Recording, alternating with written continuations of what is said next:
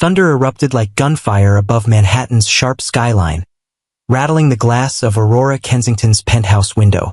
She remained still, a solitary presence enveloped in silk and rage, her outline etched by flashes of lightning as tempestuous winds roared around the lofty towers of the city beneath.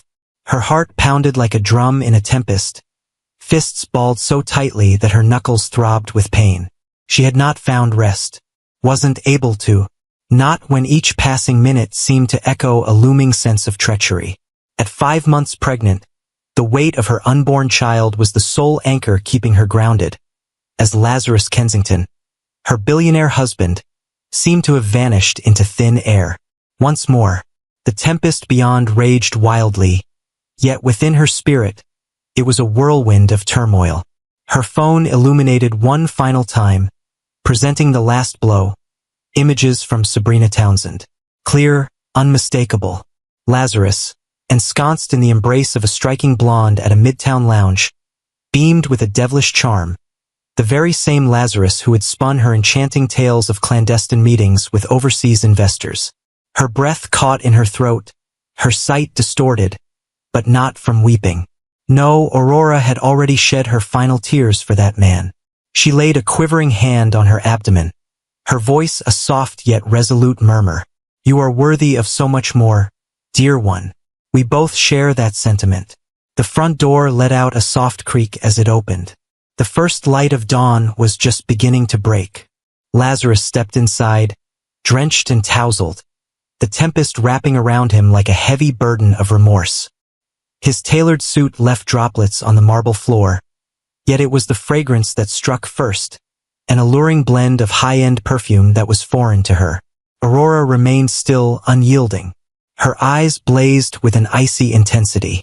Challenging discussion? She inquired, her tone steady, excessively tranquil. Lazarus paused, his lips quivering as he contemplated yet another fabrication. Before he had the chance to utter a word, Aurora advanced and forcefully pressed a hefty envelope against his chest. He raised his hand to steady it. His gaze swept over the text. Separation. Complete custody. Assets have been frozen. You're not the only one who's been striking deals, she remarked with a chill in her voice. Mine was simply a matter of legal obligation. A brilliant flash of lightning illuminated the sky. Thunder rumbled ominously above. For the first time in her acquaintance with him, Lazarus Kensington appeared fearful, not of the prospect of losing her, but of the possibility of losing control. And it had vanished. Aurora pivoted, her posture unwavering, her resilience shaped by sorrow. This was more than a conclusion. The dawn of a reckoning had arrived, not just for her, but for her child and the man who believed she would always remain tethered to him. Aurora had not always belonged to the upper echelons of Manhattan society. Raised in a quaint Pennsylvania town, she spent her childhood amidst expansive farmland and a close-knit community where everyone was familiar with each other's middle names. Even in her teenage years, she nurtured dreams that reached far beyond the limits of her rural background. With scholarships and a record of straight A grades, she ascended to an Ivy League education.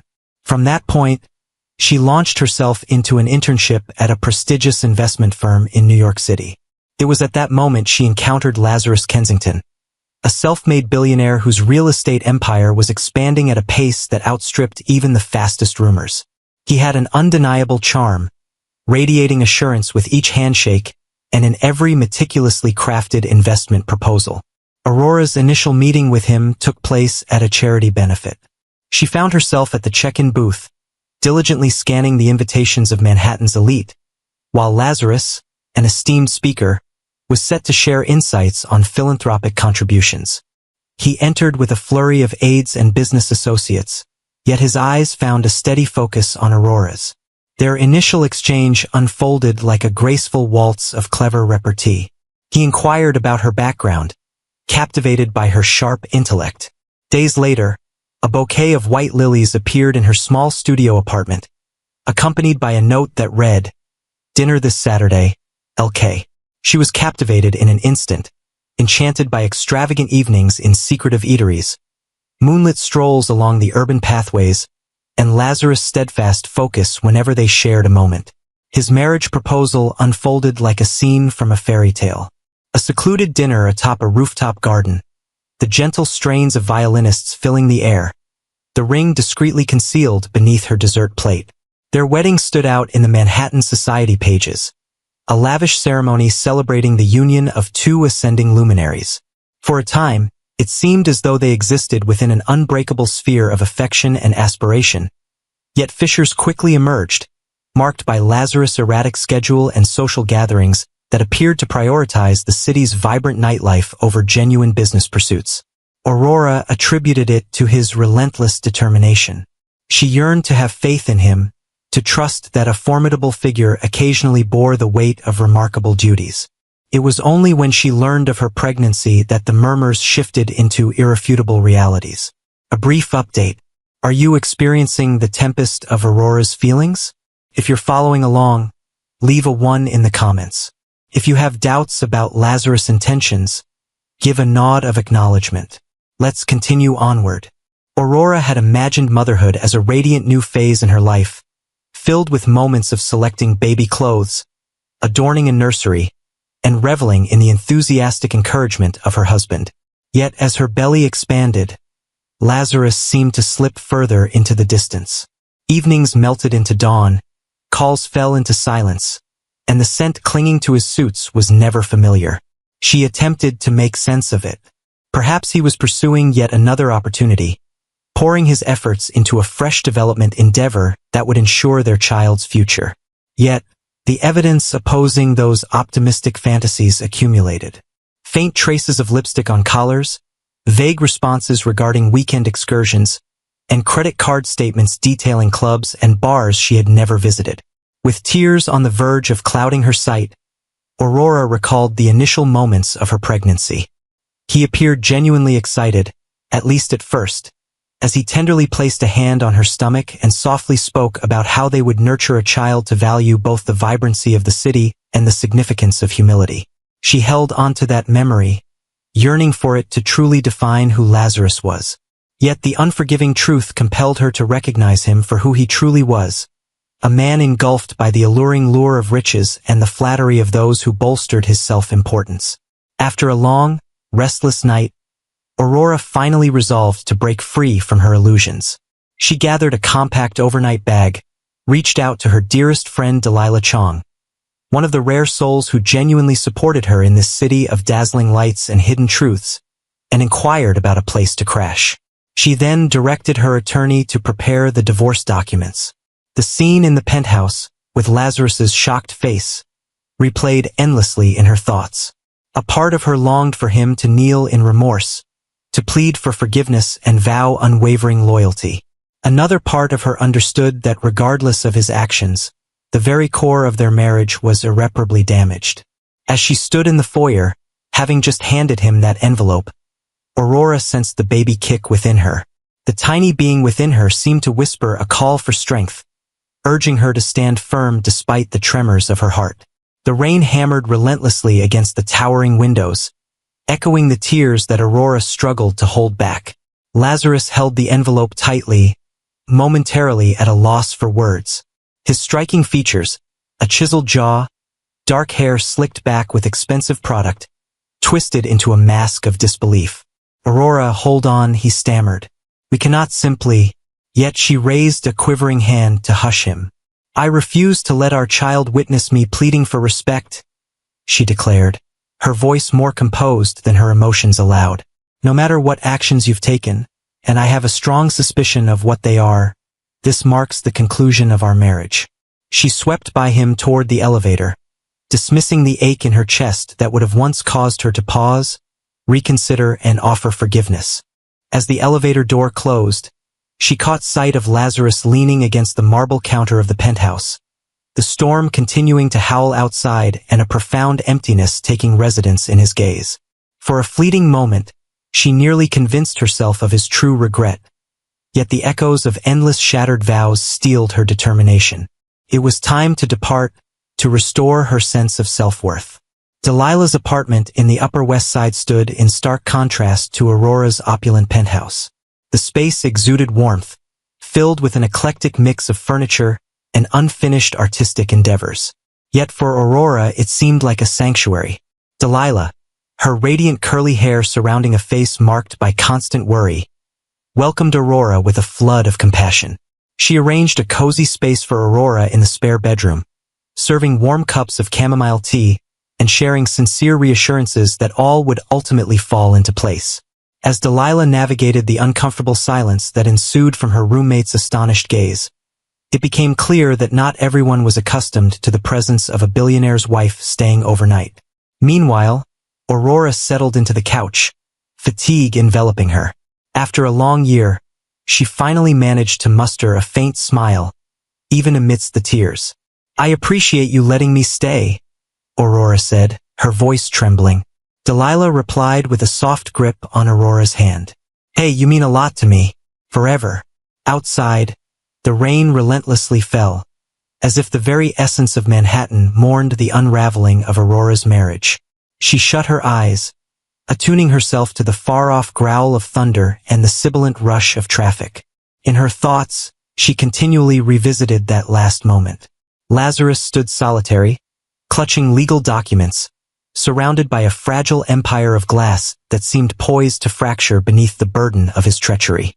The following morning greeted with bright sunlight streaming through the window, remnants of the storm evident in the scattered puddles and a persistent dampness lingering in the air. Aurora jolted awake in Delilah's spare room, her heart racing from a restless dream featuring a child weeping in a vacant penthouse. She rested her hand on her abdomen, murmuring soft words of comfort. No matter what transpired, she promised herself that she would ensure this child's life was secure and abundant in love. Delilah was adamant about them enjoying a substantial breakfast. As she savored her fresh coffee and scrambled eggs, Aurora's phone buzzed relentlessly, filled with calls and messages she dreaded to explore. She finally found the strength to delve into Lazarus's messages, a series of apologies presented in different formats, from voice notes to lengthy paragraphs asserting that his infidelity was a result of overwhelming stress. He attributed his struggles to the relentless pressure of the real estate industry, the incessant pursuit of paparazzi following him after major transactions, and the socialites who latched onto him at high-profile gatherings. It hurt to witness his pleading, yet Aurora reminded herself that mere words could never mend the fractures he had caused in her heart. With a decisive flick, she powered down her phone and shifted her gaze to Delilah. "I require a fresh strategy," she stated, her voice soft yet resolute. "This child deserves safety." "I can't keep drifting," Delilah said with a thoughtful nod. "You'll want an attorney who can go head-to-head with Lazarus's legal team if you're in for the battle. Lazarus may attempt to conclude matters to his advantage." Aurora cradled her coffee cup, the soothing warmth enveloping her in a fleeting embrace of solace. She encountered Marian Delgado via an acquaintance of an acquaintance, swiftly evaluating her skills. Marian was formidable, focusing on high-asset divorces. Aurora responded with confidence. "I trust her. She pays close attention to detail and comprehends the gravity of the situation. I simply need to collect additional evidence, such as bank statements and proof of infidelity, to ensure we can negotiate confidently and effectively." Delilah extended her hand over the table, her demeanor warm. "I'm here to assist in any way possible. Just let me know what you require. Before we proceed, I would appreciate your insights. Share your thoughts in the comments if you believe Aurora is making the right decision by severing connections at this time. And if you have faith that Lazarus can genuinely transform, let's witness a display of hopefulness." Resolute in her intent to initiate the process, Aurora scheduled a meeting with Marian Delgado for that afternoon. Delilah joined her for encouragement as they approached Delgado and Associates, a sleek high-rise law office featuring shimmering glass walls and known for representing the affluent and discontented. Marian welcomed them with a confident handshake, guiding them into her expansive office that offered a view of the bustling streets of Midtown. Marian's demeanor exuded a serene yet resolute quality, precisely the kind of energy that Aurora required. "Let's discuss our approach," the lawyer said, pushing a notepad across the table. "We will proceed with the filing based on irreconcilable differences and adultery, emphasizing the well-being of your unborn child as a paramount concern. I will advocate for spousal support, child support, and potentially the exclusive right to the penthouse, if that aligns with your desires. Aurora took a deep breath at the mention of the penthouse. The location brimmed with a tapestry of memories, woven from both joy and sorrow. I'm not certain I want to remain here, she whispered, casting a glance at Delilah for comfort. I sense a lingering presence. Perhaps it's wiser to hold on to it until the baby arrives, for the sake of stability. Marian gave a slight nod. There's no need to rush into making that decision at this moment. Be aware that you hold a position of power. Lazarus is concerned about how he is perceived by the public. He'll probably go to great lengths to steer clear of any controversy. The discussion then shifted to proof. Aurora possessed a collection of social media screenshots, forwarded messages from friends, and credit card statements that indicated Lazarus was frequenting questionable locations at odd times. With a racing heart, she passed a folder to Marian. This was genuine now, not merely a fleeting surge of anger. Text, I despise bringing this out into the open, she said, her voice strained. But I must safeguard my own interests. Marian offered her a smile filled with understanding. Ending a marriage is always challenging, particularly when it involves public figures. Yet the focus should remain on your child's well-being and ensuring a stable future. Once the consultation concluded, Aurora emerged into the corridor, her emotions a tangled blend of dread and relief. The decision was made. Once the petition was filed, there would be no looking back. She held her belly softly, recalling the delicate flutters within, a poignant reminder of her commitment to see this journey to its end. The city buzzed with its familiar disorder, completely unaware of her inner turmoil. Aurora summoned a cab alongside Delilah, her heart weighed down but her spirit unwavering, prepared to confront whatever challenges Lazarus Kensington had planned for them. Whispers circulate rapidly among the upper echelons of Manhattan society. Rumors of the Kensington marriage unraveling floated through elegant lounges, prestigious charity events, and the discreet nooks of luxury boutiques. Aurora endeavored to tune out the noise around her, concentrating instead on the realities of her new existence. She relocated additional belongings to Delilah's apartment, bringing along essential items and baby supplies she had started gathering over the past few months. Every box seemed to draw her further from the illusions that had once shaped her everyday existence. On a quiet afternoon, a call came through from her mother, who remained in Pennsylvania. Worry infused her mother's every word as she insisted on understanding what was unfolding. Aurora had shared fragments with her mother, yet she had never revealed the entire narrative. She aimed for honesty while avoiding any graphic descriptions. Tears flowed on both sides of the connection, her mother's voice trembling as she came to the heartbreaking realization that her daughter's life had veered so tragically off track.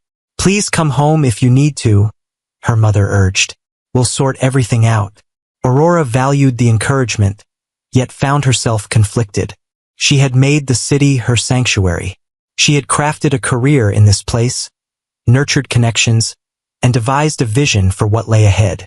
Would it be reasonable to withdraw to serene countryside, abandoning all that she had built?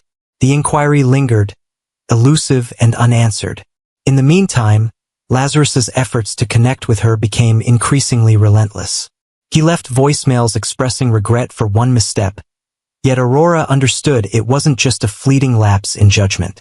He delivered lavish flower arrangements to Delilah's residence, which only heightened the tension with her roommate, who quipped that their cozy living room was transforming into a florist's shop.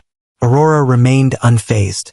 As the time for her unborn child's next checkup drew near, she contemplated the idea of attending solo when a message from Lazarus popped up on her phone. I kindly request to attend the appointment. I wish to offer my assistance to you. She gazed at the message, her heart contorting with emotion. Was she allowing her anger to eclipse the opportunity for the child to have a father if she turned him away? If she allowed him to come, was she exposing herself to further emotional manipulation? Where do you believe Aurora ought to set her boundaries? Share your thoughts in the comments. Would you keep him at a distance? Or would you allow him the opportunity to demonstrate his affection? Each perspective holds significance. Despite her reservations, Aurora consented to allow Lazarus to accompany her to the prenatal appointment. She concluded that their child warranted some degree of paternal engagement, and a medical checkup was far from a heartfelt reunion. Upon her arrival at the OBGYN's office, a wave of anxiety washed over her as she noticed Lazarus seated there, clad in a meticulously tailored suit that stood out starkly against the soft pastel decor. His gaze met hers, revealing a strange blend of regret and resolve. The silence in the waiting room was palpable. The atmosphere was electric, reminiscent of the instant just before a bolt of lightning illuminates the sky. At last, the nurse announced Aurora's name, with Lazarus following closely, hands joined together, his expression set in a firm line.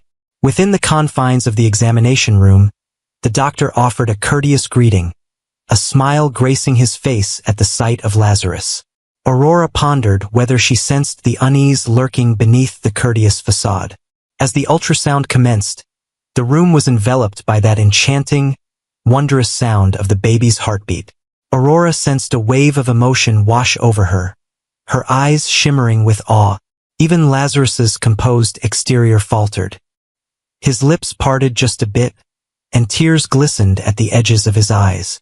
In a moment that was both delicate and poignant, she witnessed authentic feelings emerge within him, something she had started to question his ability to achieve. He extended his hand toward hers. She paused, yet the baby's heartbeat resonated through the machine like a delicate rhythm. For a fleeting moment, Aurora permitted him to grasp her hand, surrendering to the comforting heat of his palm. She recalled the vision they once shared, a household united, a journey crafted in unison. Then the unwelcome return of recollections, traces of lipstick, the scent of luxury, evenings shared with another disrupted the delicate instant. She pulled her hand back as the doctor completed the scan. The descent in the elevator that followed was devoid of sound.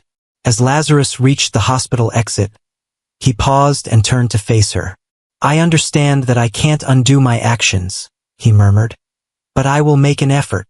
I wish to be involved in this child's life, Aurora. Nevertheless, you will permit it." She merely nodded, her lips set in a resolute line. The divorce continued its relentless progression, and no expression of regret in a doctor's office could undo the betrayal that had ignited this unfortunate saga. Submitting the documents felt like a dream. Aurora occupied a chair in Marian Delgado's office, carefully examining each detail in the divorce petition. Marian's straightforward and comforting direction proved to be immensely helpful. The documents referenced insurmountable conflicts stemming from Lazarus's unfaithfulness, detailing arrangements for spousal support, child support, and safeguarding Aurora's emotional health throughout her pregnancy. Aurora's hand quivered just a bit as she inscribed her name, yet her determination stood firm. Beyond the towering glass windows of the firm, Manhattan sparkled, presenting a stark contrast to the sorrow that lingered within the office. The city continued its ascent, unaware of the promises that lay in ruins and the trust that had been fractured. Once the documents were officially filed, a surge of intricate relief enveloped Aurora. She stood firm, determined not to allow Lazarus's betrayal to shape her existence. And yet, she found herself unable to dismiss the tumult of regret, sorrow, and remnants of affection that resided in her heart. In the days that followed, Lazarus's legal team took action. Marian sent along the briefs, which included counteroffers, reduced spousal support, joint custody from birth, and a bid to keep the penthouse as a shared marital asset. As Aurora perused the proposals, a surge of anger quickened her pulse. Could Lazarus genuinely believe she would raise a newborn in the same house as him, given all the deceit? Or was it merely a tactic to portray him as generous in the courtroom? One late evening, Marian reached out with news about a required mediation session. The court aimed to promote settlement, steering clear of the lengthy process of a full trial. Aurora felt a deep sense of unease at the thought of facing Lazarus in that cramped conference room, unraveling the remnants of their relationship through the cold lens of legal terminology. Yet, if it meant ensuring a secure future for the baby, she would go through with it. Delilah, her unwavering source of strength, urged her to remain resilient. She warned that he would attempt to manipulate your feelings. Keep in mind the purpose behind your efforts. Aurora nodded, a powerful wave of protectiveness washing over her for the child within. That night, she shut her eyes, allowing the rhythmic sound of the ultrasound's heartbeat to echo in her thoughts.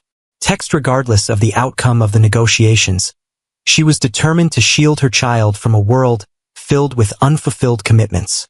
The mediation unfolded in an elegant office adorned with soft, neutral hues, featuring abstract art that graced the walls and a sleek rectangular glass table positioned at the heart of the space. Aurora walked in alongside Marion, both of them holding files in their hands. Across the room, Lazarus was seated alongside his lawyer. His expression was carefully composed, teetering on the edge of remorse. Aurora's heart raced as she settled into her seat. The mediator, a seasoned professional named Yvonne Sellers, commenced by clarifying that this was a chance to discover a compromise. Marion began by addressing Aurora's request for full custody until the child reached at least a year old, including supervised visitation for Lazarus, significant child support, and an equitable division of marital assets. Lazarus's lawyer responded, highlighting Lazarus's desire for equal participation in their child's life and a more manageable alimony agreement. Aurora nibbled on her lip while Lazarus shared his thoughts. He acknowledged a mistake and conveyed remorse, yet maintained that his concern for Aurora's welfare remained strong and that he was committed to co-parenting successfully. As those words echoed in the air, Aurora experienced a flicker of melancholy. This was the man she had once cherished, whose ring she wore with honor, whose future she had envisioned sharing. Time dragged on as each party exchanged offers and compromises. Yvonne Sellers meticulously recorded details, at times intervening to reshape a discussion or underscore a possible agreement. The atmosphere was charged with unease. At a certain moment, Lazarus erupted, asserting that Aurora was attempting to financially ruin him out of spite. Aurora's cheeks flushed with embarrassment, yet Marion maintained her composure as she countered the claim, highlighting Lazarus's impressive wealth and lucrative brand collaborations that overshadowed the spousal support amount in question. In due course, Lazarus requested a direct conversation with Aurora, and the mediator granted a brief interaction. "I never wanted this," he said, his voice trembling. "I was carried away. It may come across as a justification. Yet I assure you, Aurora, my love for you is genuine. Perhaps I continue to." Aurora took a deep breath. She replied quietly, her words heavy with the pain she bore. "You loved me so much that you shattered my trust. My purpose is to safeguard our child. That is what truly counts. Haprashi, if you're still with us, please give us a sign.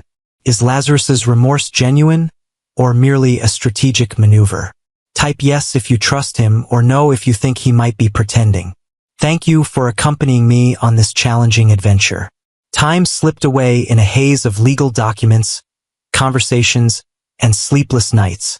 Aurora's pregnancy progressed, introducing fresh hurdles, discomfort in her lower back, waves of fatigue that compelled her to take a step back, and a whirlwind of prenatal feelings that occasionally led her to tears unexpectedly. In the midst of it all, she sought to create little pockets of tranquility, enjoying brief strolls through Central Park or delving into parenting books that hinted at the happiness to come. Lazarus kept going to her prenatal checkups, consistently monitored by Aurora and her medical team. In these medical settings, he revealed a softer demeanor, refraining from personal appeals and simply inquiring about the baby's progress. At times, Aurora noticed him looking at her with a sorrow that mirrored her own, yet she kept reminding herself of the treachery that brought them to this point. In the meantime, the mediation sessions slowly produced a foundational agreement. Lazarus would contribute a reasonable monthly amount for child support and offer Aurora a modest yet comfortable alimony for a duration of 3 years. She would keep temporary residence at the penthouse, at least until the baby reached 6 months, after which they would sell it and divide the proceeds. Lazarus sought joint legal custody, indicating his desire to participate in decisions regarding the child's education, healthcare, and overall welfare. Aurora felt a wave of unease wash over her at the thought. Could she genuinely entrust such pivotal decisions to a man whose reliability was in question? However, Marion suggested that considering Lazarus's resources and the likelihood of a lengthy court battle, This could be the most favorable resolution she could achieve without entering into prolonged litigation. The last hurdle before the official court hearing approached. Aurora experienced a tumultuous mix of apprehension and solace. She desired the marriage to be officially concluded, yet the burden of finality weighed heavily on her heart. On certain nights, she found herself lost in dreams of a brighter past, twirling with Lazarus in their cozy living room, rejoicing in his first significant real estate triumph, or feeling the miraculous rhythm of their baby's heartbeat for the very first time. Emerging from such dreams was a torment, the awareness that those fleeting moments were now forever lost.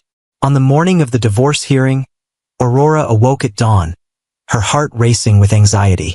She chose a sleek black maternity dress, aiming to convey a sense of calm strength instead of sorrow or fragility. Delilah embraced her warmly and offered her best wishes as Aurora set off on her journey. The brisk autumn air outside seemed more biting than ever, cutting through her coat as she lingered on the sidewalk, hailing a taxi. Upon her arrival at the courthouse, photographers had already taken their positions near the entrance, eager to capture a moment of the high-profile couple. Flashes of light erupted around her. She covered her face, dismissing the onslaught of shouted inquiries. "Aurora, do you hold Lazarus responsible? Are you prepared to advocate for full custody? Are you finding common ground?" Security guided her in, where Marion awaited with a comforting nod. Lazarus and his lawyer made their entrance shortly thereafter. He appeared calm, though the fatigue was evident, with shadows beneath his eyes suggesting a lack of rest. Silence enveloped them as they entered the courtroom, yet Aurora could feel the unvoiced tension sparking in the air around them.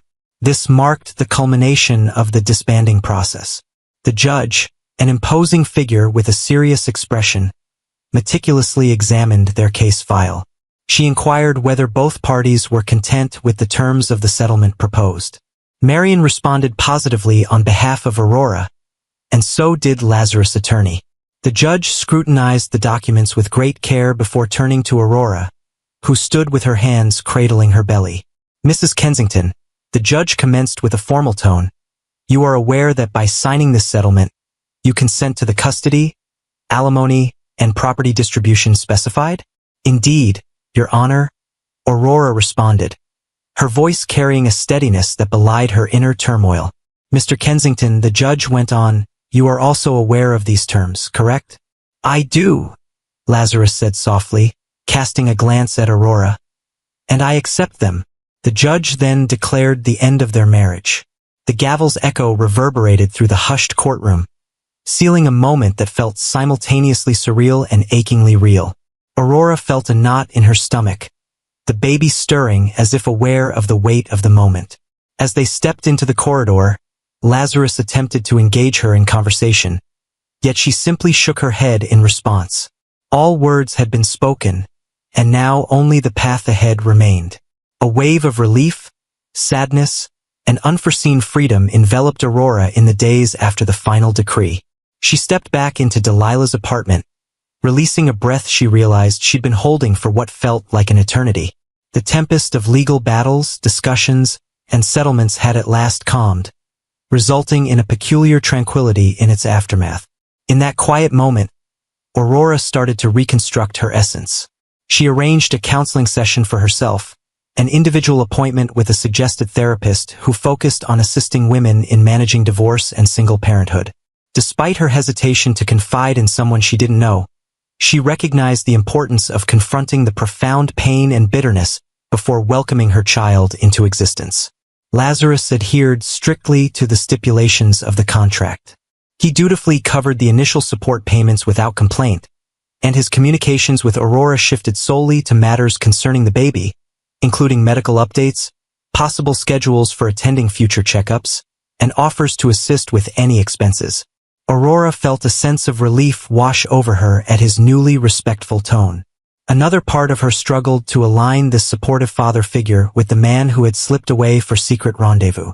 Yet, the awareness that she would ultimately need to share parenting responsibilities with him lingered in the background. She couldn't shut him out indefinitely, not when their child deserved to know their father. Nevertheless, She was resolute in establishing limits that safeguarded her mental and emotional health. In the quiet hours of the night, she often found herself lost in a sea of old photos on her phone. A beaming Lazarus wrapping his arms around her waist as they stood before a towering skyscraper he had acquired, or the two of them toasting to her pregnancy announcement at an upscale restaurant. Every image served as a poignant reminder of lost possibilities, as well as a vivid depiction of how a bond can unravel when trust fades away. Have you ever found yourself piecing your life back together after experiencing heartbreak? We invite you to share your thoughts in the comments section. Your narrative could inspire another individual facing challenges. If you're cheering for Aurora's beginning, go ahead and give that like button a tap. A month has gone by. Aurora had finally reached a point where she was prepared to transition some of her possessions from the penthouse to a cozier, more manageable apartment she had secured in a serene Brooklyn neighborhood. She selected a charming two-bedroom unit, filled with morning sunlight, situated close to a park where she envisioned leisurely walks with her baby. The old penthouse was set to be sold when the baby turned 6 months, according to the settlement, and she would be permitted to remain there for a while. Yet the space was filled with an abundance of specters. She came back one final time with Delilah by her side for comfort. As they strolled through the grand marble foyer, the sound of their footsteps reverberated in the stillness around them. The city view remained captivating, yet Aurora sensed a starkness to it now, resembling a mere display rather than a true sanctuary. She gathered photo albums, beloved books, and a handful of treasured items, while leaving the furniture and decor chosen by Lazarus untouched. Her heart tightened as she shut the door on that chapter, the last whisper of a dream she had once held dear. The following day, she made herself at home in her new space, arranging the crib in what would soon become the nursery, adorning the bed with cozy blankets and charming stuffed animals. While it lacked the grandeur of the penthouse, it exuded warmth, intimacy, and a sense of liberation from the burdens that had oppressed her for far too long. As she settled onto the living room couch, a gentle kick from the baby brought a smile to her face, even as tears threatened to spill over. She acknowledged the mix of feelings, a blend of grief for what had been lost and anticipation for what was to come. As time passed, Aurora started to shape her aspirations for the future, seeking out career paths that provided flexibility, participating in prenatal yoga sessions, and strengthening her bonds with encouraging friends. She and Lazarus maintained a careful relationship, sharing news about the pregnancy. He continued to request to join her for doctor's appointments whenever he could, and she permitted it, yet her boundaries stayed resolute. In numerous respects, this conclusion was simultaneously a commencement, an opportunity for Aurora to create a life that was not dependent on another's disregard or validation. The pain was undeniable, yet her strength shone through. She was resolute in her mission to nurture her child within a foundation of self-respect, integrity, and an unwavering dedication to flourishing despite any betrayal. Thank you for diving into Aurora's journey, from the pinnacle of an apparently flawless billionaire marriage to the hard-earned rise of a resilient, self-sufficient mother-to-be. If this narrative captivated you, please hit the like button and share your reflections or personal anecdotes in the comments. From where are you engaging with this content? We are eager to find out. Your insights inspire us and enable us to create more uplifting narratives. The click of her heels on the marble floor sounded like a death knell. Mason Sterling stared, his face ashen, as the woman he'd fired 8 months ago, the pregnant wife he'd replaced with his mistress, strolled past him and took the CEO's chair. "Mr. Sterling," she said, her voice ice, "you're in my seat. This isn't just a story of revenge. It's a story of reclamation. He took her job, her home, and her dignity. He just didn't realize he'd also given her the one thing she needed to destroy him freedom." Vance and Sterling. Architecture wasn't just a firm. It was a statement. From their 60th floor office, overlooking the sprawling steel and glass heart of Chicago Mason Sterling and Kristen Hayes Sterling were the city's golden couple. He was the brand impossibly handsome, devastatingly charming, a master of the boardroom.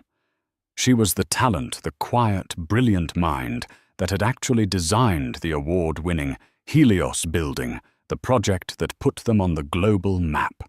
Kristin didn't mind, or so she told herself. She loved the work. She loved the man she thought he was. They had built this together from the ground up, starting in a cramped studio apartment with borrowed laptops.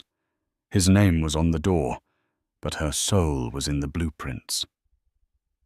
Their new project, the Phoenix Tower, was to be her masterpiece. It was a revolutionary mixed-use skyscraper designed with a bioclimatic facade, a living building that would breathe with the city. It was her baby, and soon she would have another. She waited until a Tuesday evening. Mason was late as usual, but he'd walked in buzzing with energy, smelling of expensive whiskey and an unfamiliar, sharp perfume. "We killed it, Kristin," he said, throwing his $5,000 Tom Ford briefcase onto their pristine white sofa. "The city council is eating out of my hand. The Phoenix Tower is as good as greenlit." "That's amazing, Mason," she said, smoothing her hands over her stomach. She felt the familiar flutter of nerves. "I have some news, too." He was already at the bar, pouring another drink. "Oh, did you solve the tensile strength issue on the upper-level trusses?" "No." "Well, yes, I think so. But this is personal." He turned, annoyed at the interruption. "What is it?" "I'm pregnant," she said, her voice small, almost a whisper. The silence in the room was absolute. The clinking of ice in his glass stopped. Mason's smile didn't just fade, it curdled. He slowly set the glass down. "Pregnant?" he repeated, not as a question, but as if tasting a foreign, bitter word. We're going to have a baby." She tried again, forcing a smile. "Kristin," he said, his voice dangerously low. "This is the worst possible time. The Phoenix Tower is a billion-dollar project. It requires 110% from both of us. You're the lead architect. You can't be compromised." "Compromised?" Her heart chilled. "Mason, it's a baby, not a terminal illness. I can still work. Women do it all the time." "Not on projects like this," he snapped. He ran a hand through his perfect hair. "This changes everything. This is a problem." Kristin felt the first tiny hairline crack form in the foundation of her perfect life. It was a terrifying, cold fissure. The problem, it turned out, had a name. Chloe Decker. She had started 3 weeks prior as Mason's new executive assistant hired, while Kristin was swamped with structural analysis. Chloe was all sharp angles, short skirts, and a predatory ambition that she masked with a sycophantic, "Oh, Mr. Sterling, you're a genius," demeanor. Kristin had disliked her instantly. Chloe wasn't an assistant. She was an opportunist. In the weeks following the pregnancy announcement, everything shifted. Mason was colder, more distant. He started holding executive-level meetings for the Phoenix project without Kristin. When she protested, he'd pat her arm condescendingly. "Don't stress yourself out, darling. It's bad for the baby. Chloe is just taking notes for me. We're handling the boring client-side stuff, so you can focus on the pretty designs." "I handle the client side, Mason. I've always handled the client side. They're my designs." "And they're brilliant," he'd say, kissing her on the forehead, a gesture that suddenly felt cold and dismissive. "Now why don't you go home early? You look tired." Tired. It became his weapon. Kristin was suffering from first trimester morning sickness, but she never missed a deadline. Yet suddenly her work was sloppy. "There's a miscalculation in the HVAC load." Mason said one afternoon, loud enough for others in the open plan office to hear. Kristen's head shot up. What? That's impossible. I ran the numbers 3 times. He tossed the file onto her desk. Page 14. Off by 8%. Chloe caught it. Kristen stared in disbelief. Chloe, who had a 2-year degree in business administration from a community college, had caught a mistake in her thermodynamics calculation. She opened the file. The number was wrong, but it wasn't the number she had submitted. Someone had changed it. She looked up, her eyes narrowing. Mason was already walking away, his hand resting just a little too long on the small of Chloe's back as he guided her toward his office. Good catch, Chloe. You've got a real killer instinct. I like that. The crack widened. That night, Kristen couldn't sleep.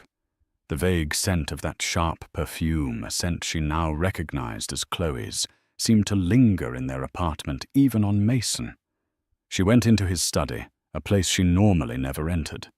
His briefcase was on the desk. She knew the combination. Inside, beneath a stack of contracts, was a small velvet jeweler's box from Cartier.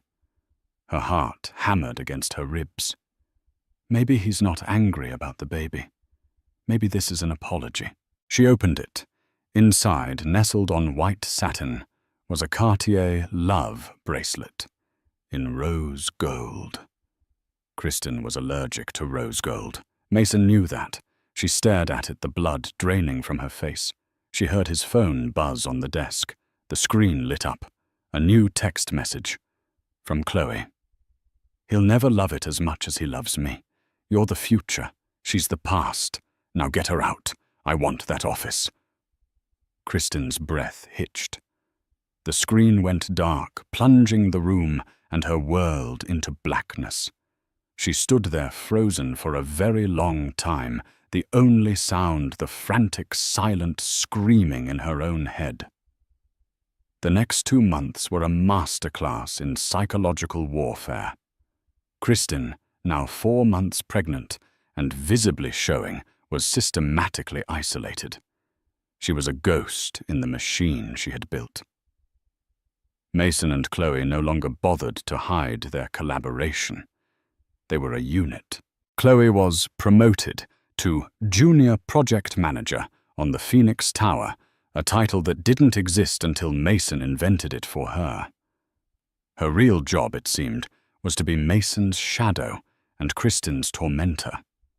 Chloe would accidentally delete shared files, forcing Kristen to redo hours of work.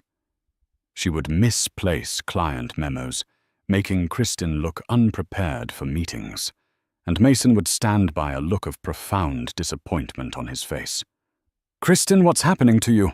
he'd say in their now separate bedrooms. "Your focus is gone. You're emotional. This condition has made you unreliable." "I am not unreliable, Mason," she would argue, her voice shaking with rage and exhaustion. "She is sabotaging me, and you are letting her—" "You sound paranoid, Kristen," he'd sigh, turning over. "It's the hormones. Get some rest. We have that big presentation with the board tomorrow." The presentation was Kristen's last stand. It was the final design approval for the Phoenix Tower.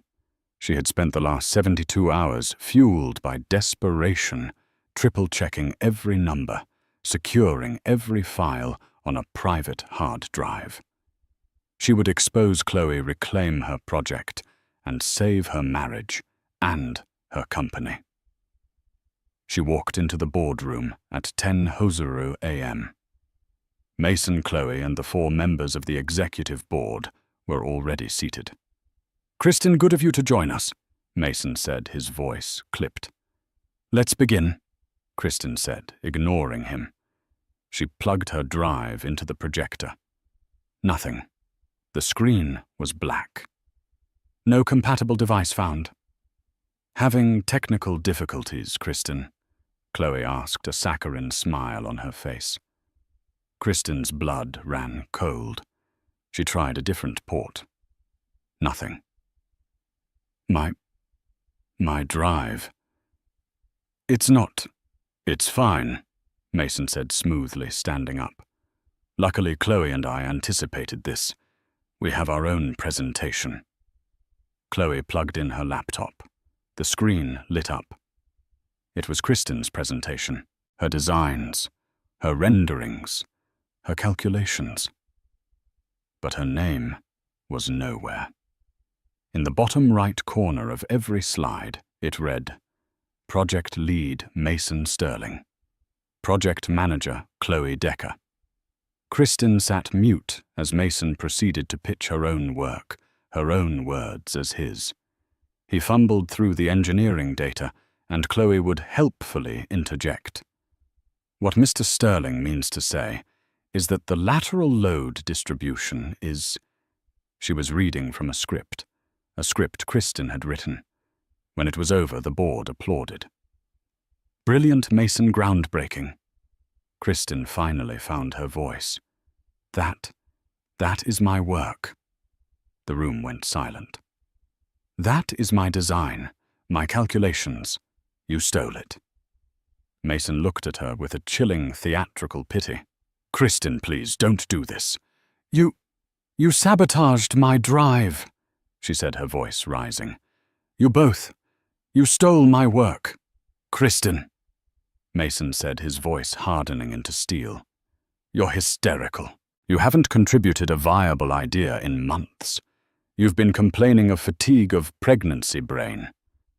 Chloe is the one who's been working 18-hour days with me to save this project. She salvaged this. You've become a liability. A liability? She whispered, the betrayal a physical blow. I'm afraid so. He straightened his tie.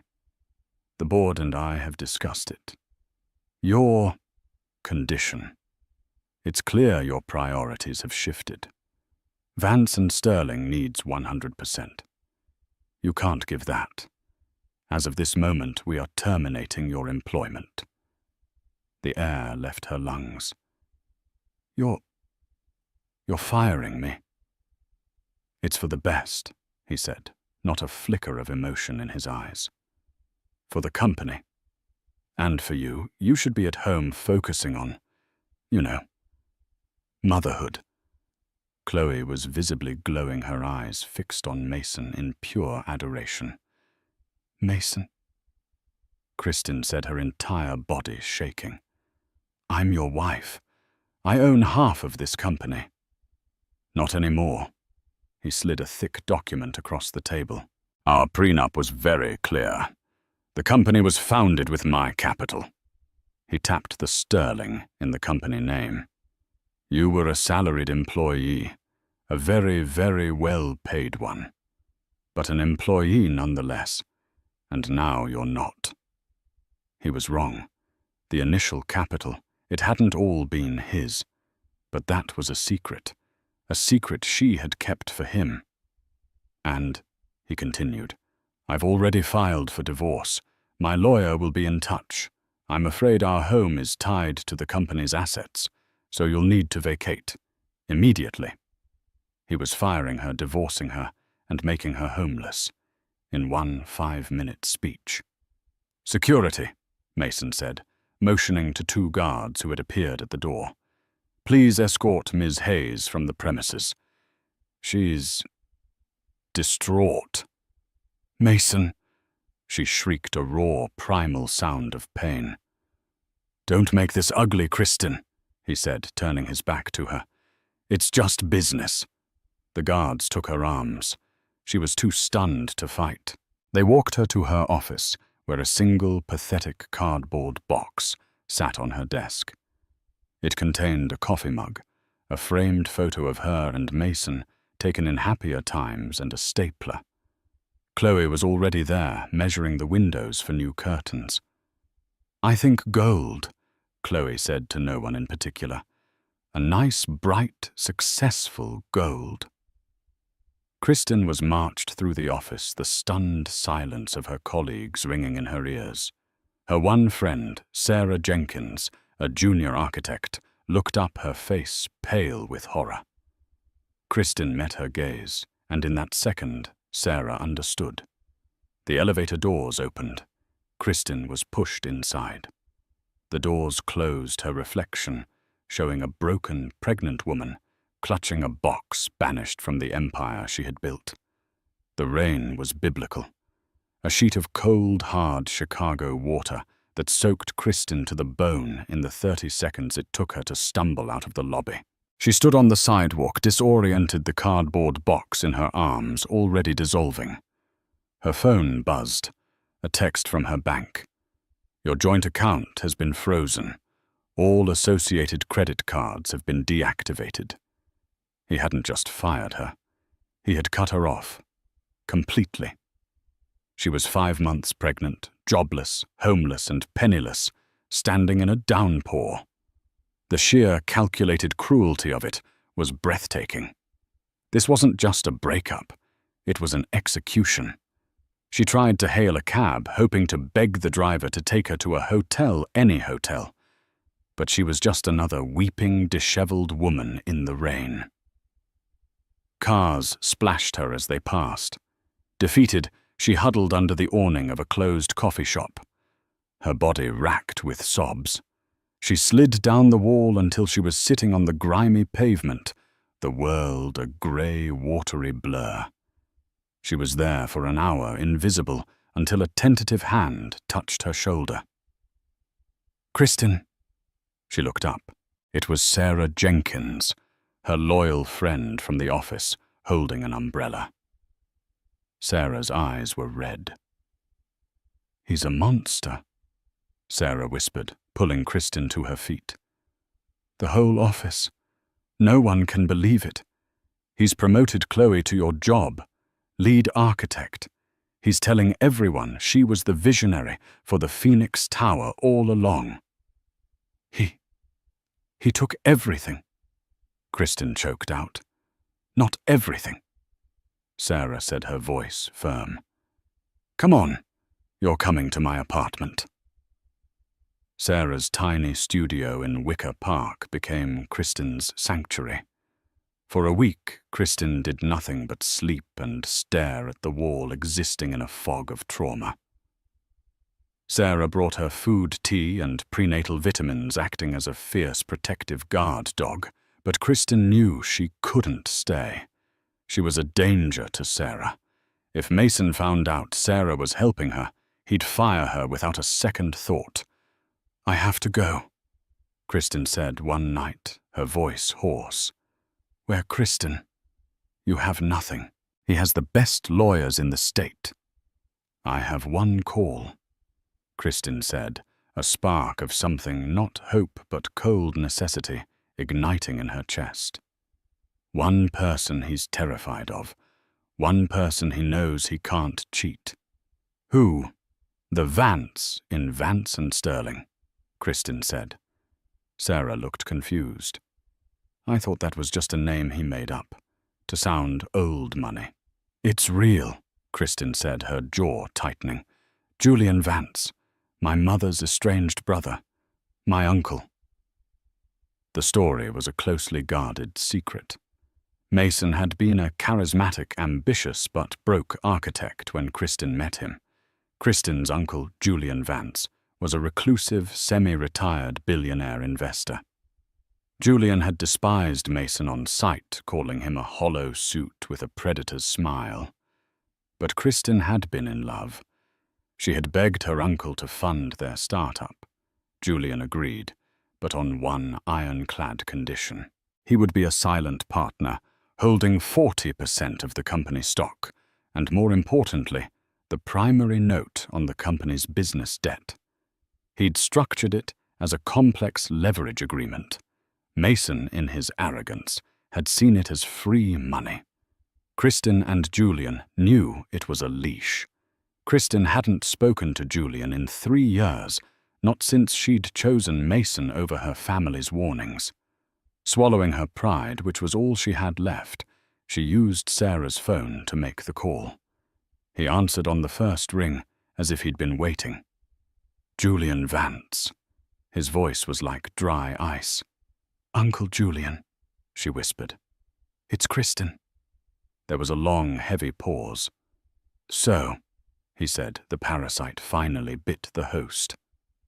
Kristen broke down the full story of the betrayal, the firing, the baby, the mistress pouring out of her in a torrent of shame and pain. When she was finished, the line was silent again. He told me I was a liability, she cried. He said I was unfocused. Good, Julian said. The word was sharp, clean. Good. What do you mean, good? He's underestimated you. He thinks you're a weepy, hormonal artist. He's forgotten that you are a Vance. My car will be outside your friend's apartment in 20 minutes. It's time to get to work. A black, silent Mercedes S-Class picked her up. It drove her not to an office, but to a 3-story penthouse on the Gold Coast, a sterile, museum-like apartment filled with modern art and overlooking the lake. Julian Vance was waiting for her. He was a tall, gaunt man in a perfectly tailored suit, with eyes that seemed to analyze everything down to the molecular level. He didn't hug her. He simply gestured to a chair at a massive glass table. You're not homeless, Kristen. You're in a fortress, and you're not unemployed. You're my new chief analyst. Analyst of what? Vance and Sterling, he said, sliding a laptop toward her. Mason was arrogant, but he was never smart. He's a salesman. You were the product. Now that the product is gone, he's going to get desperate. And desperate men make mistakes. He brought in a team, a forensic accountant named Michael and a cutthroat corporate lawyer named Annalise. For the next 4 months, Kristen's world shrank to this apartment. Her life became a stark, dual reality. By day, she was a mother-to-be. She did prenatal yoga, ate the healthy meals his private chef prepared, and watched her body change. But by night, she was a warrior. While Chicago slept, Julian and the team tore through the company's financials, which Julian had a legal right to access as a board member and primary creditor. At first, everything looked clean. Mason and Chloe were spending lavishly, a new corporate jet lease, a massive redecoration of the executive floor in tacky gold, just as Chloe had wanted, but it was all technically legal. He's not stupid enough to just steal, Kristen said, frustrated, her hands on her swollen belly. No, Julian said, his eyes scanning a balance sheet. He's arrogant enough. Keep digging. Kristen gave birth in late November, a small, healthy girl with a shock of dark hair. She named her Lily. Holding her daughter for the first time, Kristen felt the last of her grief burn away, replaced by a cold, protective fire. This wasn't for her anymore. This was for Lily. This was for the future Mason had tried to steal from them. 2 weeks later, bleary-eyed from a 300 a.m. feeding, Kristen found it. It was an invoice, a $500,000 charge from a new vendor, Decker Designs, LLC. Julian, she called out, her voice sharp. He was beside her in an instant. What is it? Decker Designs, Kristen said, her fingers flying across the keyboard. Registered 3 months ago, the same day Chloe was promoted. Michael, the accountant, did a quick search. Address is a P.O. box in suburban Illinois. The sole proprietor is Jessica Decker. Chloe's sister, Kristen breathed. I remember her from an old Christmas party photo. They had found it. A shell company. Mason was billing his own firm for consulting fees, design services, and expedited materials, and paying the invoices to a company run by his mistress's sister. They weren't just stealing. They were siphoning. How much? Julian asked, his voice flat. Kristen's fingers moved. 1, 2, $3.4 million. In 3 months. He's bleeding the company dry, Julian said. A slow, thin smile spread across his face. It was a terrifying sight.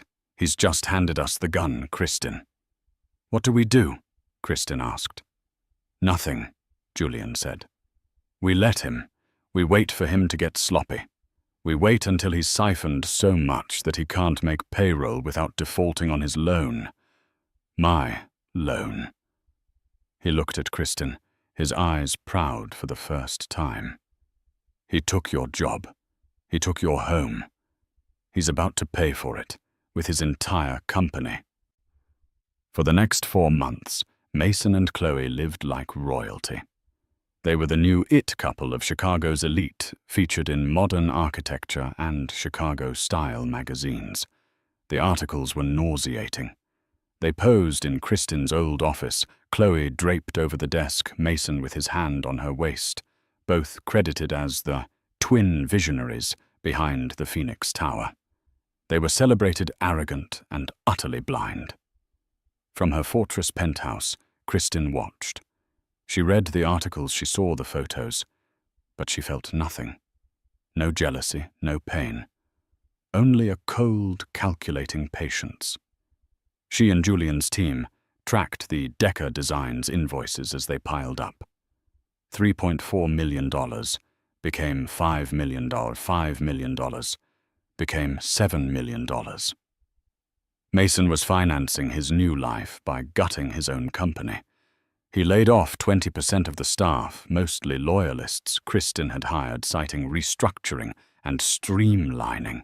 He cut corners on materials, swapping out the high-grade steel Kristin had specified for cheaper substandard alternatives. He was turning her masterpiece into a monument of his own greed. He's going to destroy the firm before we can even take it, Kristin said, rocking Lily in her arms as she watched the data stream in. He's destroying the name, Julian corrected. The infrastructure, the client list, the talent. That's all still there, waiting. He's just clearing out the rot. The rot was spreading. Mason and Chloe, despite their media portrayal, were terrible at their jobs. Mason was a salesman, not a leader. Chloe was a manipulator, not an architect. They'd landed a huge new corporate campus project, Omnicorp, by underbidding the competition by a suicidal margin. He's promised them Kristin-level genius at a discount price. Julian analyzed, but he doesn't have Kristin. They were failing. Clients were complaining. Deadlines were missed. The Omnicorp project was a disaster, hemorrhaging money. The firm's cash flow, once a mighty river, was now a toxic trickle. And then came the quarterly payment, the massive balloon payment on the primary business loan, the one owed to Julian Vance. He can't pay it, Michael the accountant said, a note of awe in his voice. He's siphoned too much. The Omnicorp losses are killing him. He is $1.5 million short for the payment due next Monday. He'll try to get an extension from the bank, Kristin said. He will, Julian agreed, but the bank as of yesterday sold his debt. They were getting nervous about his volatility. They sold it to a more stable private investor. Kristin looked at him. You. Me, Julian confirmed. I am the bank. I am the creditor. I am the silent partner. And Mr. Sterling is about to be in default. Mason panicked. As Julian predicted, he spent 3 days frantically trying to secure a bridge loan. No one would touch him. His reputation for instability was finally catching up. On Friday, 2 days before the default, Mason called an emergency board meeting. It was a desperate last-ditch plea for the other board members to inject their personal cash to save the company. Julian Vance decided to attend. It was the first time he had set foot in the Vance and Sterling offices in a decade. His presence alone sent a shockwave through the boardroom. Mason and Chloe, who had never met him, looked at him with disdain. "Mr. Vance," Mason said with forced confidence. "A pleasure. We're just discussing a minor temporary cash flow issue." "Temporary?" Julian said, his voice quiet, drawing all the air from the room. "You call a $7 million fraudulent invoicing scheme temporary?" Chloe's face went white. Mason leaped to his feet. "That is a baseless allegation." "Is it?" Julian slid a folder thick with bank statements and invoices from Decker Designs, LLC, to the center of the table. "You have been defrauding this company, your partners, and your creditor. Me." The board members stared, horrified. "And," Julian continued, "you are 48 hours from defaulting on the primary leverage agreement, an agreement which, if you'd ever bothered to read the fine print, contains a zero-tolerance default clause." Mason was sweating his tailored suit, suddenly looking cheap. What clause?" "The Vance clause, I call it," Julian said. "It states that in the event of a default or criminal malfeasance, I have the right to call the entire note due, immediately, or, as an alternative, to seize majority control of the company's assets and shares to satisfy the debt." You can't," Mason stammered. "I can," Julian said. "And I have. Gentlemen," he said to the board, "Vance and Sterling is insolvent. Mason Sterling has bankrupted you. I am offering you a choice. Fight me in court, and I will dismantle this firm for parts, and you will all be sued by your shareholders. Or you accept my new leadership structure. You vote to remove Mr. Sterling as CEO, and you appoint my chosen successor. In exchange, I will personally recapitalize the company and make all of you whole." It wasn't a choice. It was a surrender. "All in favor of removing Mason Sterling as CEO effective immediately," Julian said. Every hand on the board, save Mason's, went up. "It's done," Julian said, standing. "Who?" Chloe demanded, her voice a screech. "Who are you replacing him with?" Some suit from one of your other companies." Julian smiled, his cold, thin smile. "Oh no, Miss Decker, nothing like that."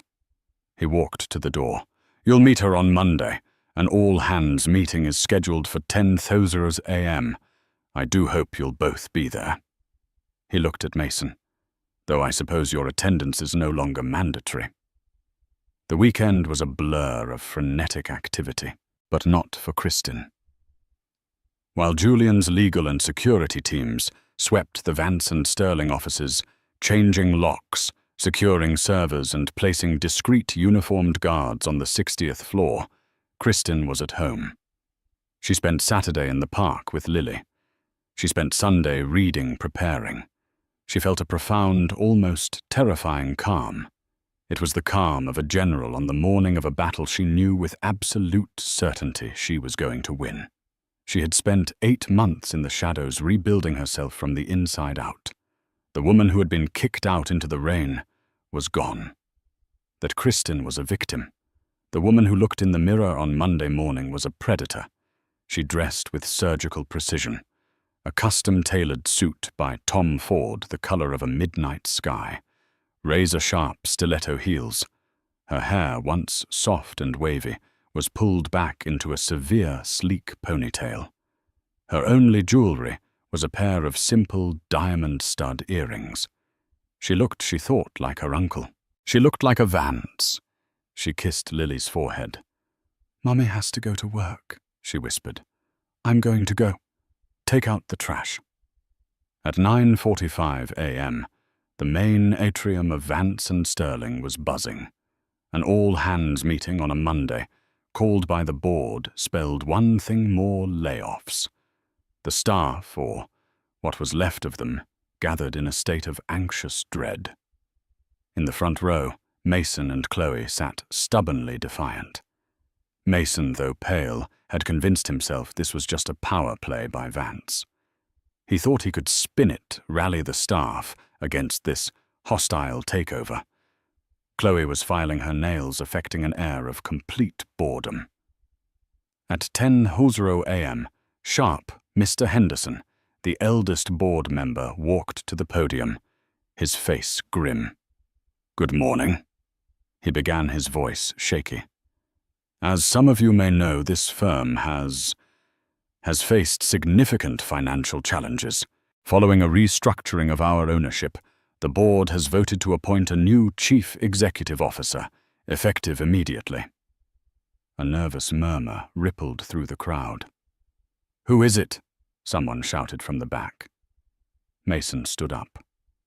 "That's what we'd all like to know, Henderson. Who is this mystery person you and Julian Vance are trying to force on us? This firm works. We are leading. Mr. Sterling, you are no longer an employee here. Please sit down."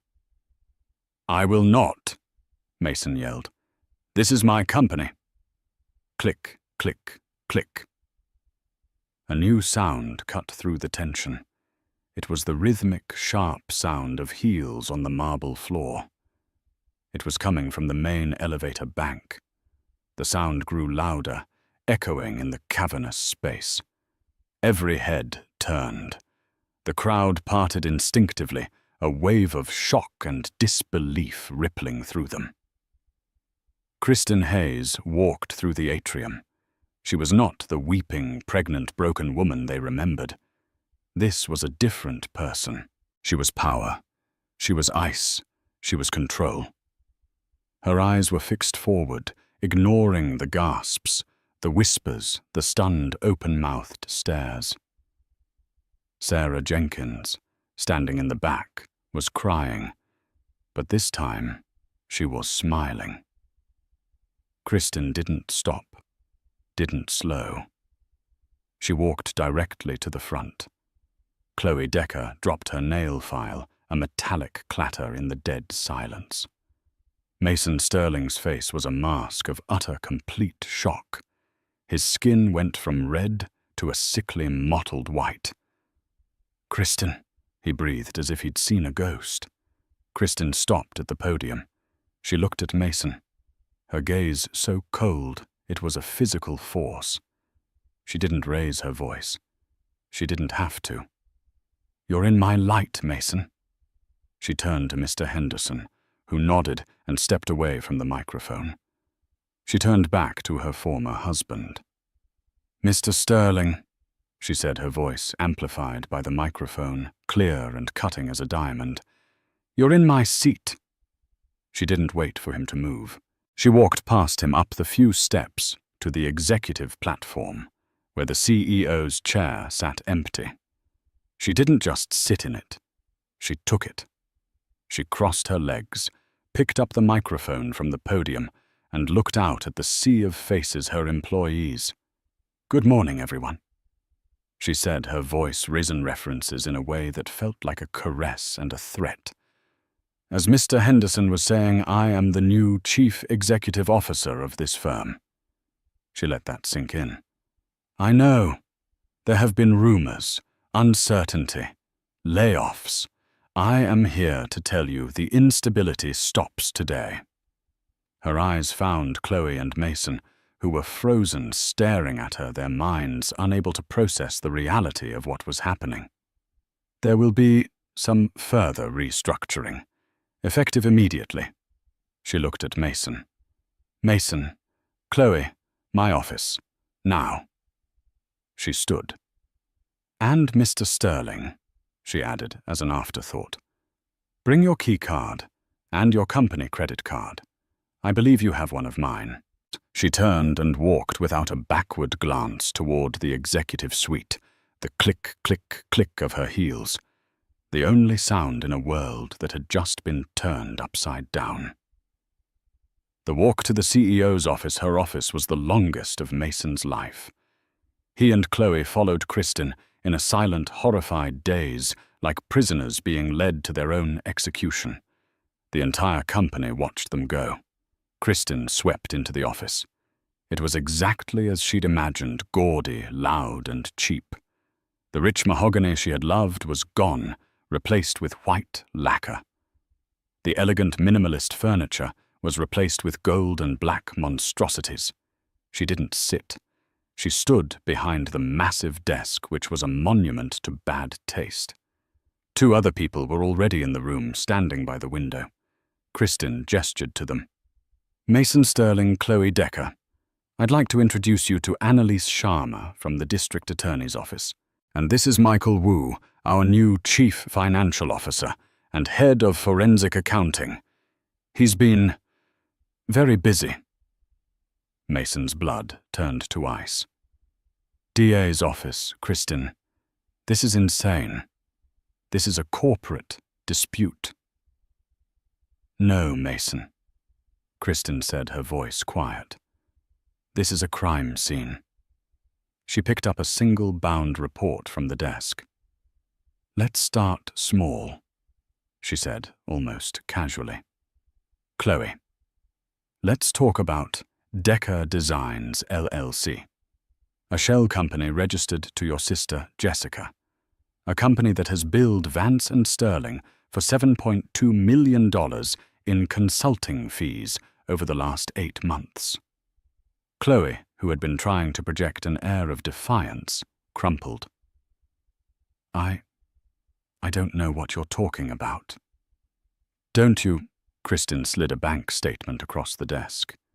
"This is a wire transfer for $250,000 from Decker Designs to a personal account in your name for the down payment on your new condo, the one Mason bought you." She looked at Annalise. "I believe that's called wire fraud and money laundering." Chloe let out a small, strangled squeak and fainted, collapsing onto the hideous, gold-flecked carpet. Neither Kristin nor Mason even looked down at her. "She's weak," Mason sneered, trying to find his footing. "This was all her idea. She's manipulative. Kristin, darling, you know what she's like. She preyed on me. We can fix this. You and me. Like old times." He took a step toward the desk, his voice dropping to the seductive conspiratorial tone that had once worked on her. "Get her out," Kristin said to the 2 security guards now standing at the door. They hauled Chloe's unconscious form out of the room like a sack of potatoes. "And send in a paramedic.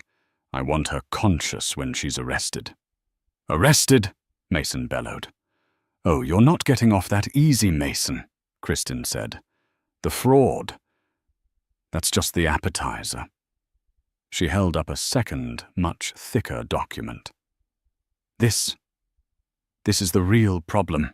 This is the structural prospectus for the Phoenix Tower, the one you and Chloe submitted to the city after you fired me." "It's a masterpiece," Mason blustered. "The city loved it." "They did, except for one thing." Kristin's eyes narrowed to slits. "You kept my design, but to cover the millions you were stealing, you cut corners. You swapped out the T1 grade steel I specified for the central load-bearing columns. You replaced it with cheaper substandard T3 steel from an unaccredited supplier." "It's a standard cost-saving measure," he protested. "It's not," Kristin said, her voice a lethal whisper. "Not in my design. I ran the numbers this weekend. My original design had a 2.5 safety redundancy. Your design has a 0.8 redundancy."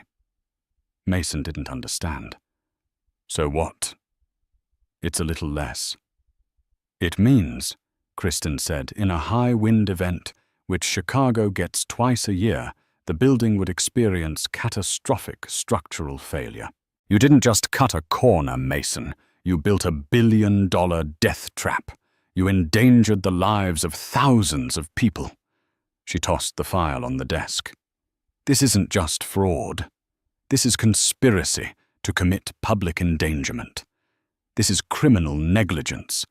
This is the kind of thing that sends men like you to prison for a very, very long time." Mason's face, his charm, his arrogance, it all just dissolved. In his place was a terrified, small, hollow man. He finally understood. He wasn't just fired. He wasn't just broke. He was over. "Kristen, please," he whispered, his hands visibly shaking. She's my... We were... Please." Kristen looked at him, and for the first time, she felt nothing. Just an empty, cold space where her love for him used to be. "You fired me," she said, her voice flat. "You fired your pregnant wife to please your mistress. You stole my work, you stole my home, and you tried to steal my future. You left me on a sidewalk in the rain with nothing." She leaned forward. "This isn't a please situation, Mason. This is a consequences situation." She pressed a button on her desk. "Security." The two guards entered again. "Mr. Sterling's employment here is terminated," she said. "Please escort him from the building." "Annalise," she said to the DA representative, "he's all yours." "Kristen," he screamed as the guards took his arms. "You can't do this. I'm Mason Sterling. I am this company." "No," Kristen said, walking to the window, looking out over the city that was hers. "You were just the man who married the company. And the Vance in Vance and Sterling, well, she's a very vengeful woman." Mason was dragged out, shouting and sputtering his rein over. Kristen stood at the window, took a deep breath, and allowed herself one small, tight smile. The trash was out. The heavy oak door of the CEO's office clicked shut, and the sound echoed with a profound finality. The shouting, the sirens, the entire chaotic symphony of Mason's downfall faded, leaving Kristen in a sudden, jarring silence. She was alone. She was standing in the center of the room that had once been her creative sanctuary, now defiled by Chloe's gaudy, triumphant gold and lacquer. For a full minute, she didn't move. She just breathed. She smelled the lingering trace of Chloe's sharp perfume and the faint, acrid scent of Mason's fear.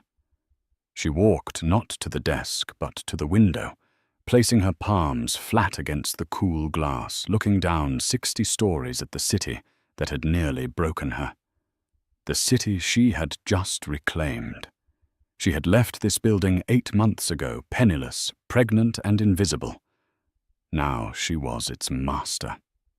The feeling was not triumph, not joy. It was a cold, heavy and absolute sense of rightness.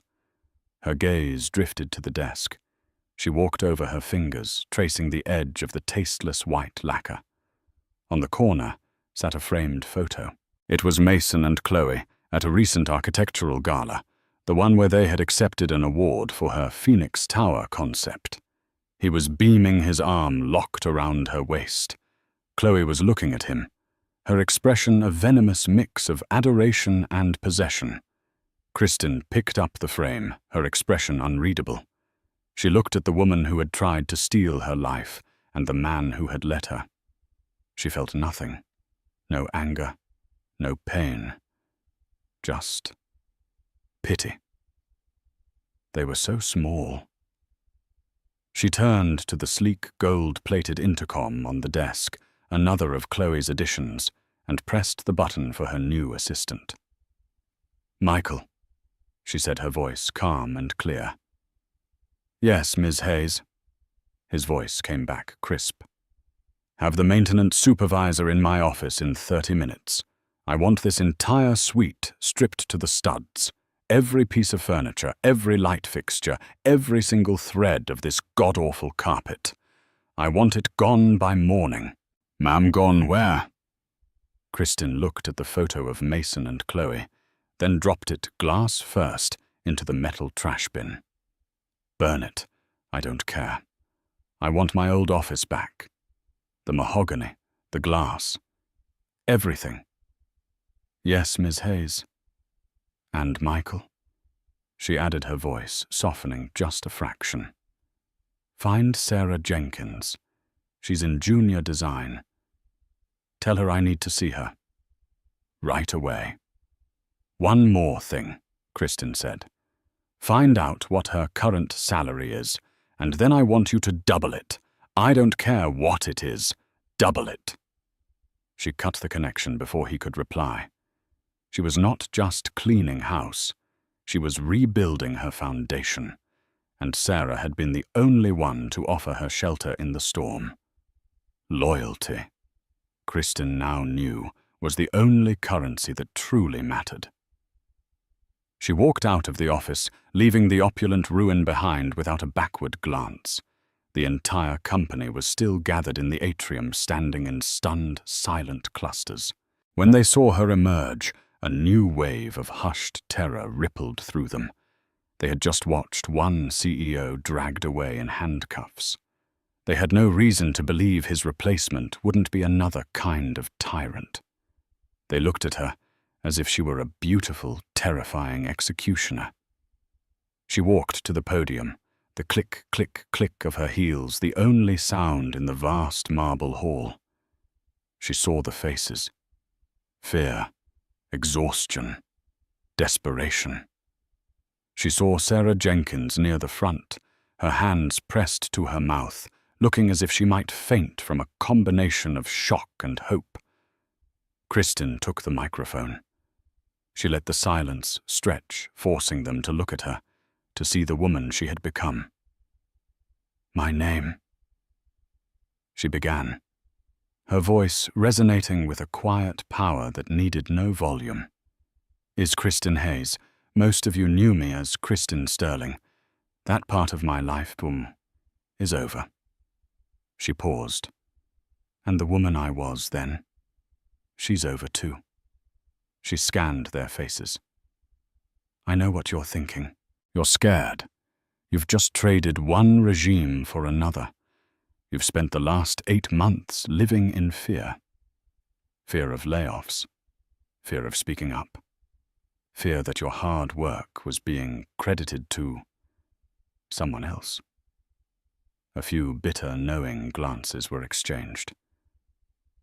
"The instability stops today," she said, her voice a firm, unwavering line. "The leadership that valued backstabbing over talent, that valued image over integrity, is gone." She leaned forward slightly. "I'm not going to sugarcoat this. Mason Sterling and Chloe Decker have been stealing from this company. From all of you." This time the gasps were sharp, angry. A few people muttered, "We knew it." "As of this morning," Kristen continued, "they are in the custody of the Chicago DA's office. They will be prosecuted to the fullest extent of the law. Their reign is over." A hesitant, scattered applause started, then died, replaced by the more pressing fear. "What about us?" Kristen's expression softened just slightly. "This firm," she said, her voice rising with a passion she had held back for nearly a year, "was not built on fraud. It was built on a foundation of innovation, of brilliance. I designed the Helios building." Her voice was steel. "I designed the real Phoenix Tower, and I am taking my company back." Her eyes found the faces of those she knew had been wronged. "I see faces missing, faces I hired. David from structural, Maria from drafting, Robert from acquisitions. All of you who were terminated in the last 8 months. Consider this your formal offer to return, effective immediately, with full back pay for the time you were gone, and a 10% raise on your former salary." It was a shock wave. A woman in the back burst into tears. David, who had apparently come to watch the all-hands meeting from the lobby, was staring his jaw slack. "And for those of you who stayed," Kristen continued, her voice ringing out, "for those of you who weathered this, who kept your heads down and did the work, your loyalty will be rewarded. The era of fear is over. The era of integrity begins now." The atrium exploded. It wasn't just applause, it was a roar. It was the sound of a company-wide exhale, a release of 8 months of pressure and toxicity. People were cheering, crying, hugging each other. It was a liberation. Sarah Jenkins was at the front, sobbing openly, laughing through her tears. Kristen met her gaze and gave a single, firm nod. We did it.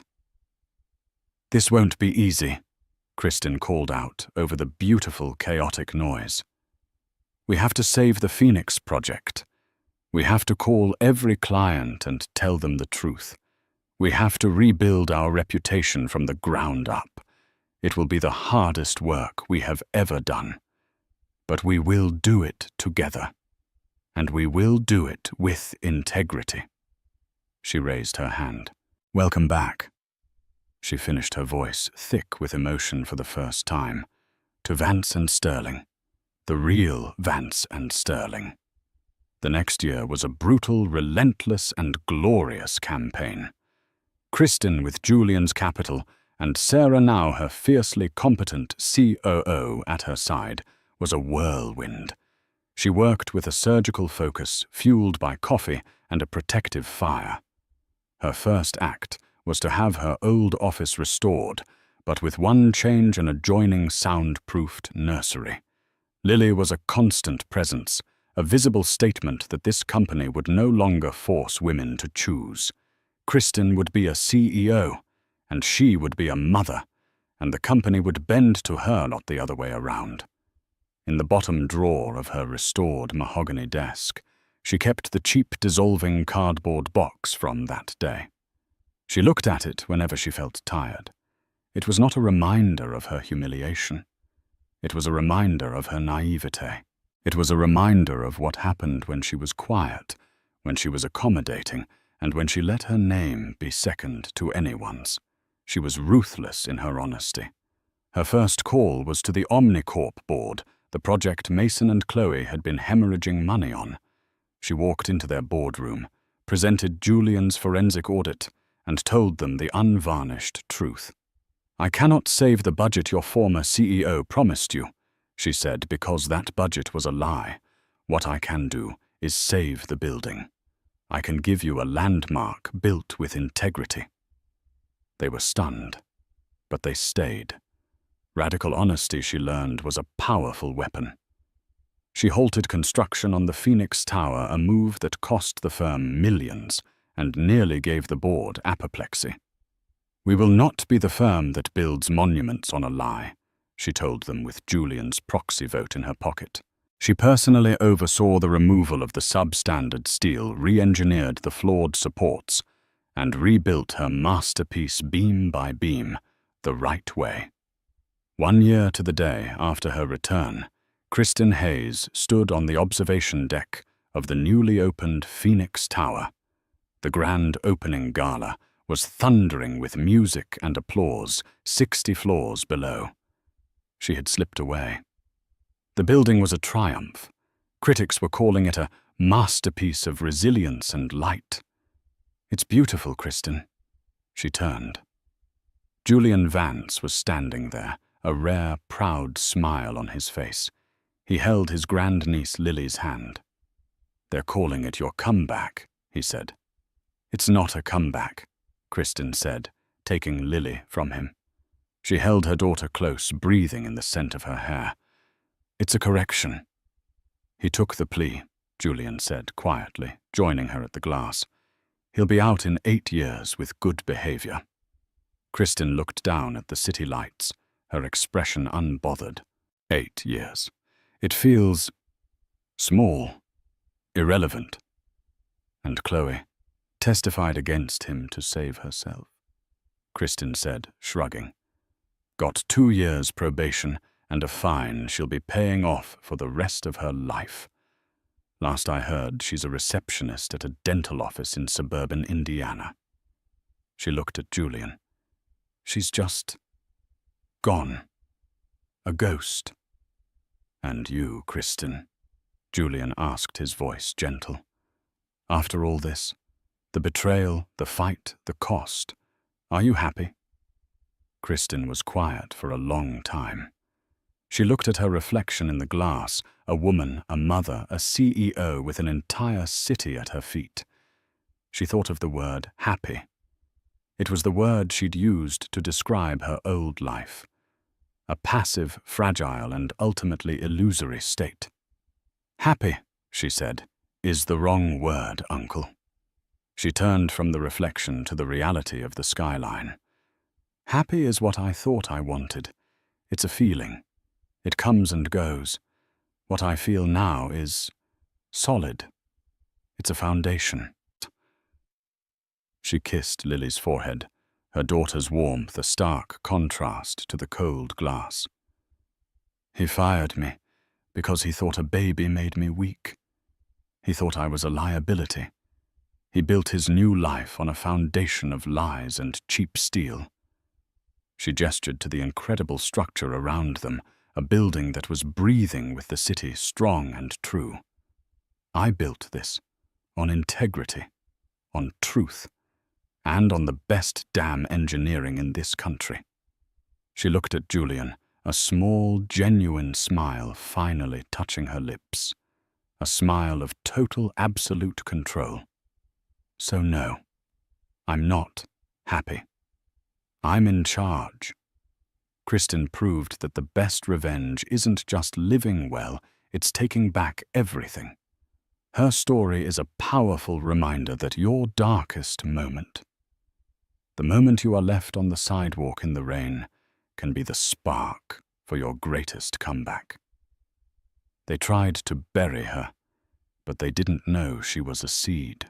What did you think of Mason's downfall? Was Chloe's fate justified? Let us know your thoughts in the comments below. If you loved this story of justice and empowerment, please hit that like button. Share this video with someone who needs to hear it. And don't forget to subscribe for more real-life drama and incredible comeback stories every week. Click the bell so you never miss an update from us. Thanks for watching.